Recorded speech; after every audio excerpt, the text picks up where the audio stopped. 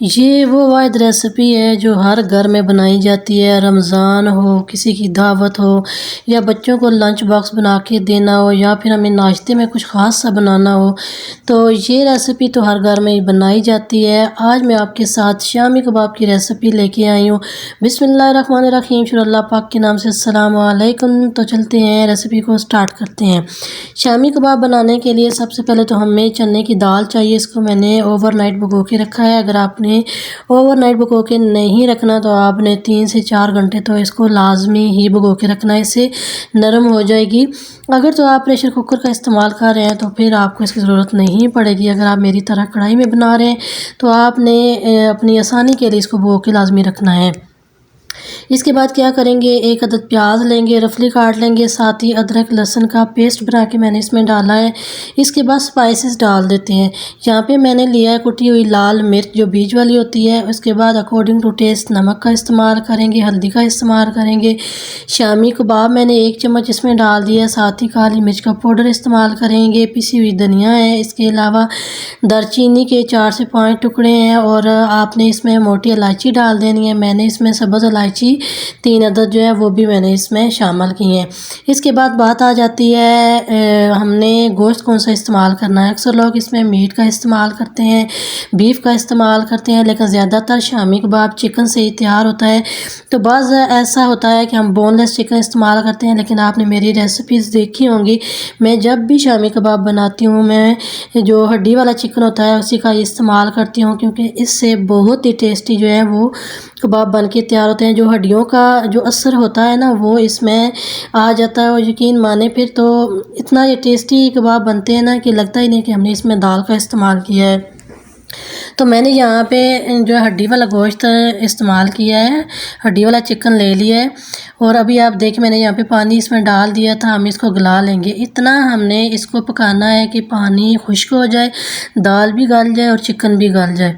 तो यहाँ पे दाल भी गल चुकी है, चिकन भी गल चुका है। तो अभी हम क्या करेंगे, ये पानी सारा हमने इसमें से ड्राई कर लेना है। तो फाइनली आप देख सकते हैं पानी बिल्कुल भी इसमें नहीं होना चाहिए। इसके बाद हम क्या करेंगे, हमने अब क्या करना है कि हड्डी अलग कर देनी है और जो चिकन के रेशे हैं ना इसको हमने इस कबाब में इस्तेमाल करना है। ये आप देखें कितना ईजीली ये अलग होते जा रहे हैं, बहुत अच्छे तरीके से ये गल चुके हैं माशाल्लाह से। तो अभी हम इस तरह जो है सारे रेशे चिकन के हैं वो अलग कर लेंगे और हड्डी जो है वो हम इसमें से निकाल देंगे। और जो दालचीनी हमने इसी तरह इसमें डाली थी, दालचीनी के पीस, वो भी हमने इसमें से निकाल देने हैं।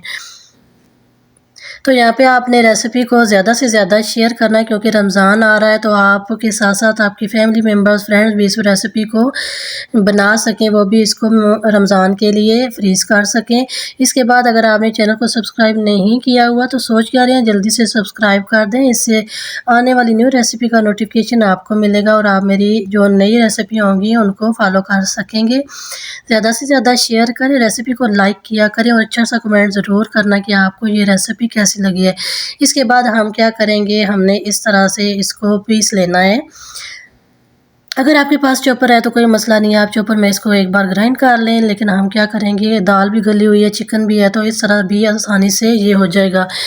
तो अभी हमने इसको अच्छी तरह से पीस लेना है। इसके बाद आपने क्या करना है, इसमें एक अंडा ऐड कर देना। अगर मिक्सचर जो है वो थोड़ा सा ड्राई है तो आपने इसमें एक अंडा डाल देना है। थोड़ा सा आपने इसमें ऑयल का इस्तेमाल करना है। अभी हम क्या करेंगे, हाथों में ऑयल लगाएंगे और एक हमने चम्मच ले लेनी है। चम्मच की मदद से हम ये मिक्सचर लेंगे। अच्छा, इससे क्या होगा, एक साइज़ के कबाब तैयार होंगे। तो चम्मच की मदद से लेंगे तो एक साइज़ के बहुत ही अच्छे जो है शामी कबाब बन के तैयार होंगे। इस तरह से हम ये सारे शामी कबाब बना के तैयार करेंगे। और इसको बाद हमने क्या करना है, इसको फ्रीज़र में रखना है फ्रीज़ करने के लिए। तो जब ये अच्छे तरीके से फ्रीज़ हो जाए ना, फिर आपने इसको ज़िपर बैग में डाल के या फिर आपने प्लास्टिक के कंटेनर में डाल के आपने इसको फ्रीज़ कर लेना है। 1 महीने या 2 महीने तक भी ये फ्रेश रहेंगे। ना ही टेस्ट में फ़र्क आएगा, ना ही टेक्सचर में फ़र्क आएगा। जब आप चाहें इनको आप फ्राई कर सकते हैं, इसी तरह भी फ्राई कर सकते हैं, अंडे में भी डिप करके आप इसको फ्राई कर सकते हैं, दोनों तरीके से। फाइनली हमने इनको फ्रीज़ कर लिया। अभी हम इनको ज़िपर बैग में डालेंगे या फिर प्लास्टिक के कंटेनर में। मैंने कुछ यहाँ पे फ्राई भी किए हैं, इसकी फाइनल लुक भी आपको दिखा देती हूँ। अंदर से ये किस तरह पक के तैयार हुए माशाल्लाह से, किसी को लगेगा ही नहीं कि आपने इनको